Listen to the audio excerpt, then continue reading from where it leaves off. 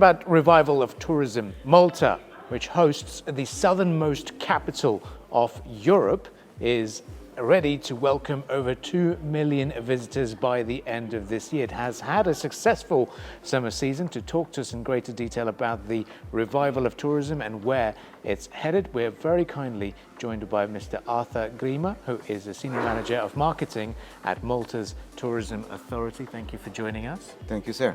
Okay, I've got a couple of questions. We've seen Malta showcased in Jurassic Park. Yes. It's been on Game of Thrones Yes. as well. So talk to us about the popularity of Malta on TV shows and how does that result in improving tourism for the country? Yes, actually, there is this trend nowadays where we are attracting an interesting number of visitors who are following their favorite actors, their stars, you know, to see where they have produced the movies.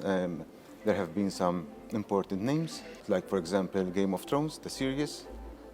Season 1 was produced in Malta, and also blockbusters like Gladiator, like Troy, and as well there are some incredible shots in Valletta. And just recently we had Ridley Scott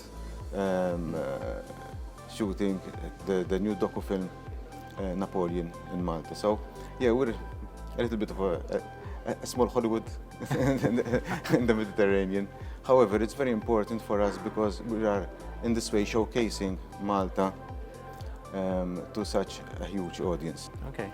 If you can talk to us about the key source markets for Malta and how is the UAE being a very popular Yes. one? Our major source markets remain the UK, the Italian, the French, and the German markets. Together, they produce around 55% of our tourism numbers. However, there are upcoming markets we're looking at, like this region here, where maybe the numbers will never be as large as from UK or Germany. However, our aim from these markets is more on the luxury side of things, so smaller volumes but better expenditure. When it comes to our culture, we have been influenced in many ways by all the civilizations which have visited our islands. Our language itself is living proof of this, because when I wake up in the morning, I tell bonjour to my wife, which is French for you, but for us it's Maltese. When I'm leaving the office in the evening, I say ciao, which is Italian for you, but for us it's Maltese.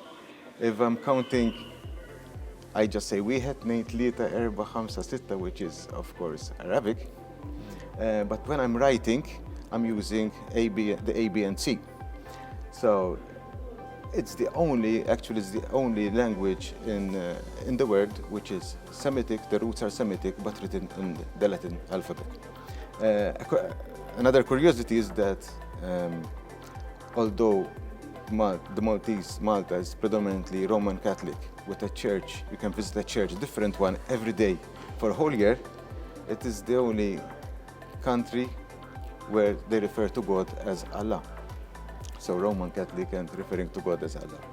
It is a very particular culture because we have been influenced by so many civilizations, and this is reflected in our way of life. It's reflected in our gastronomy.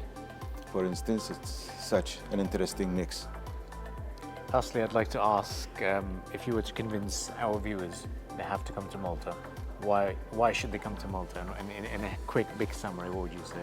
The biggest advantage is that there are so many things to see and to do, and everything is within a short distance from each other. So you will be saving time, and as they say, time is money. So it's the best value for money you can have.